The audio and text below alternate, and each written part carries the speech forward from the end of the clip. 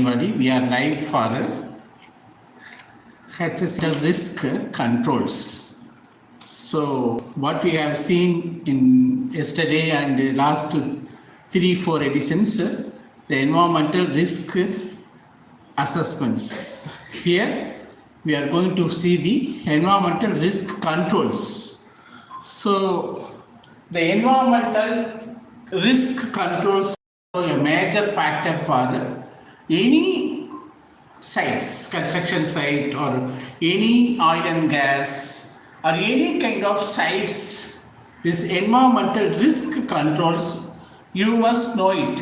What you know, risks, environmental risk, you know it, but how you can contain, how you can control. So that is the major thing, you must know it. So where all risks are there, and then where all you have to find the controls. So that's why we are calling as it's a measures to prevent, reduce or manage the environment environment from the environmental damage, to conserve the environment and prevent the environmental damage. So conserving the environment is one of the major problem nowadays. So we have to conserve in all angles. The sustainability is the question here. So the environmental risk controls tells about the various challenges, environmental challenges in the sites, oil and gas or manufacturing units or construction sites. So the major issues here, the construction sites, the big construction sites, we can say airport projects or oil and gas plant construction or any big constructions. So in that case, what are the risks and how you can control, how you can prevent the environmental damage. So preventing the environmental damage is the main aim in this. For that only you have to have a risk controls. When you have a proper risk controls, you can easily prevent the environmental damages. So that's why it's the risk controls. First we are seeing the air pollution risk controls. Then we have a water pollution risk controls. Normally the air pollution is a major issue for any construction site because of activities. The various activities are there in the construction site. That is the issue for any kind of project sites. So for air pollution, you have a dust, then exhaust, emissions, then VOCs, volatile organic compounds, and welding fumes. So these are the major air pollution in any kind of construction sites or working sites. So here in that dust is converted into particulate matter 5 and particulate matter 20. So these are the major two culprits. Particulate matter 5 and particulate matter 20. So this is the dust. Normally you are seeing the construction sites. It's one of the major air pollution. So particulate matter 5 micron, we can call it as a micron, 5 micron, 20 micron, 20 micron. These two dust, when you are seeing in the naked eye, it will not appear, but when it deposit more, then you can see visible eyes. But when you are in the working condition, it will not appear in the visible eyes. That's what we are calling as a micron 5 and micron 20. So these two particulate matters is the major issue for air pollution, dust. Then how to control this dust? And also, second one, exhaust emissions. So when you have exhaust in any industrial locations, there are carbon monoxide, nitrous oxide, and sulfur dioxide. So the sulfur dioxide, nitrous oxide, carbon monoxide, these oxides are called as a greenhouse gases. These greenhouse gases only, as you are aware of it, making the greenhouse effect in the atmosphere and making the global climate change and making the global warming. We can call it as a global warming because of this nitrous oxide, sulfur oxides and carbon monoxide and methane. But methane also included. So the global warming.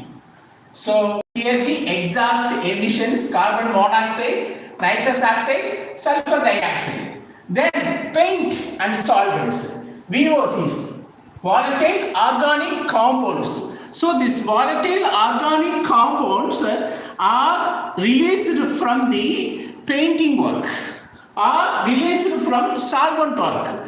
In the construction site, normally the painting work will go. So in that painting work, normally VOC gets released. Volatile organic compounds gets released. It's also air pollution. Then welding fumes. So during the construction time, you have a lot of welding and cutting activities. In that welding activities, the welding rod is there. That is a hazardous one. So when the welding rod touching the steels, there is a fumes. In that fume also is always unhealthy for the environment and it makes the environment hazardous. So that's why it's a welding fumes also air pollution. Then these are the things normally required to controlled in a construction site.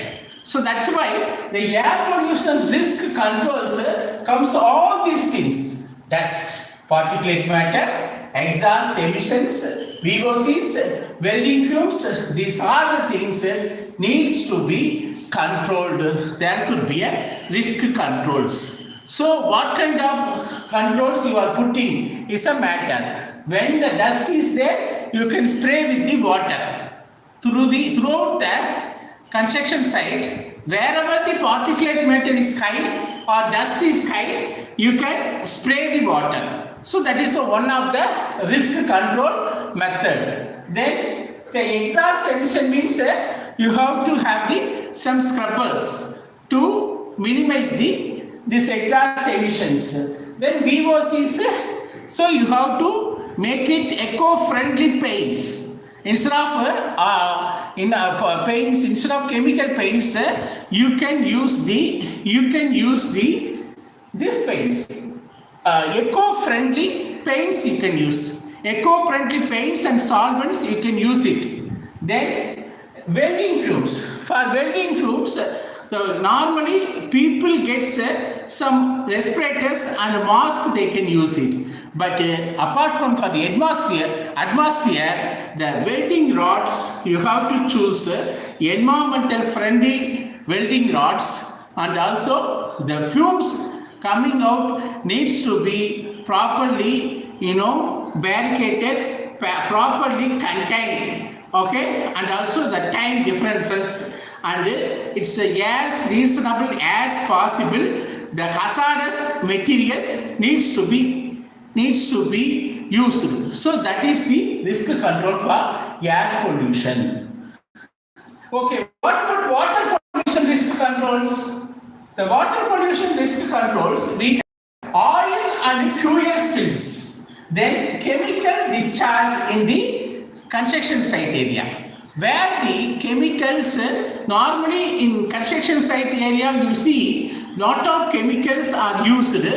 It's all stored and discharged in open places. It's one of the major environmental damage because of the water. So oil and fuel spills, then chemical discharge Then concrete was water. So once during the construction time, when the people doing the construction, then the concrete they will use. So once concrete using time, then there is a was water is there. That water definitely they will just rinse it and pour it to the soil. So once it gets to the soil, it will spoil the flora fauna of the soil. So it will damage the soil environment. So that's why this concrete was water is one of the risk for soil. It's making the water pollution and also soil pollution. Then here sewage contamination. So normally the sewage contamination happens when the domestic items, domestic household items in the construction site not properly managed, it may be drained to the open areas. In that time, this sewage mixed with the soil and making the environmental damage. How it's making environmental damage? It's mixing with the groundwater and spoiling the environment. So that's why it's called the sewage contamination. Then when it's sewage contaminated in the soil, definitely it directly or indirectly it will spoil the microbes and other organisms. So here the water pollution risk controls comes oil fuel spills. How you can control this risk? This is a risk. Oil fuel spills are a risk. Then you can have the spillage kits. Then chemical discharge, you should not discharge directly to the stormwater drain or in the soil. Then how you can discharge? You can store it in a proper way of storage method and treat as maximum as. If it not possible treating in your facility, then send it to the approved company, environmental approved company, approved agencies. It's available in the market. When you are calling for the environmental water disposable means, so they will test the chemical water and they will see what are the parameters. They will decide whether it's a hazardous, non-hazardous. If hazardous means, they will take a special permission and make an agreement with the company, which company they are asking. Then company make an agreement and send it to the concerned environmental companies. Then once the agreement made, you have to keep the agreement and how much quantity you are sending, the receipt also. So for any audit or legal purpose, you have to show it to them. Then you have a concrete was water that's also collected in a proper sedimentation tanks. So sedimentation tanks means in a tank where the concrete tank, in the underground tank, you just receive that water. Once you are receiving that water, then what will happen? There is all sediments go down by using some placklets. So once it's going down, what will happen? You can remove the slurry and use the supernatant water, check it and use it, and you can send the slurry to the companies, hazardous waste using companies. So this is the one of risk control. Then sewage contamination, you have to make a proper septic tanks or anaerobic digesters for making the environmental friendly risk control. So here we have seen air pollution risk controls. Here water pollution risk controls, what I have just mentioned, these are risk controls for the avoiding the environmental damage of the construction site or any kind of sites. Then we have soil and land contamination controls. First, what we have seen, air pollution risk controls. Second, we have water pollution risk controls. Then third, we have a soil and land contamination controls. So the soil and land, we have a fuel leakage. Sometimes fuel leak, that is one of the thing. Then chemical storage may spoil the soil and land contamination. Then water dumping, waste dumping and pipeline leakage. So when the pipeline having the chemical or wastewater, if it gets leaked, that also required, what required? Risk control required. Then waste dumping also, it mixed with the soil or land, it's making the environment deteriorate.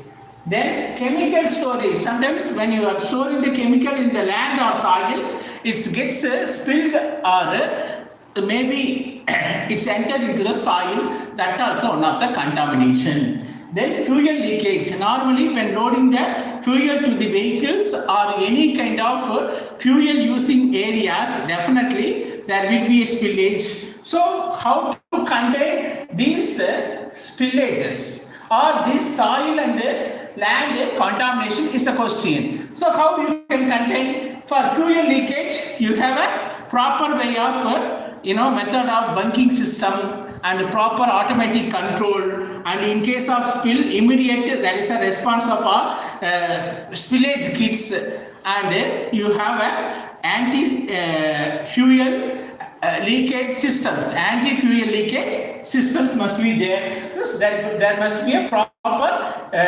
automated system to avoid the fuel leakages. Then chemical storage. There will be a standard is there for chemical, how to store, how to dispose. So that is we are calling it a material safety data sheet, MSD. So based on that MSD, you can discharge the chemical. Then waste dumping. So before waste dumping, as per environmental legal legislations, you have to categorize the waste by means of biodegradable, non-biodegradable. So biodegradable, what all easily biodegradable food waste and organic waste. But when it comes to the plastics and hazardous materials, e-waste and all called as a non-biodegradable. So when it comes to the waste disposable, you have to follow biodegradable format and non-biodegradable format.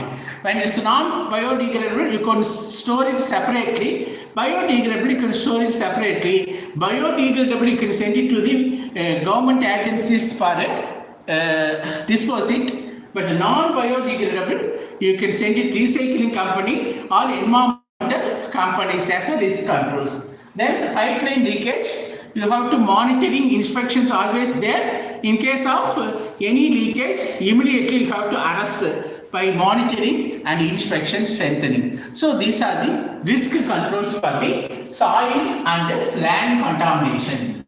So that is the major area what we have covered, the environmental risk controls.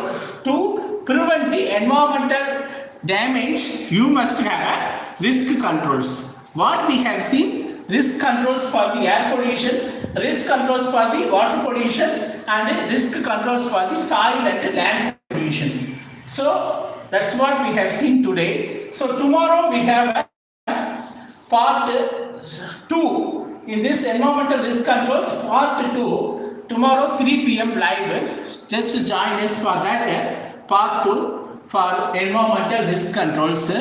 I hope you understand what are the risk controls for any kind of site, especially for construction site. So if you have any questions in this, make some comments and I will try to answer further comments. And then if you have any comments, just feel free to ask.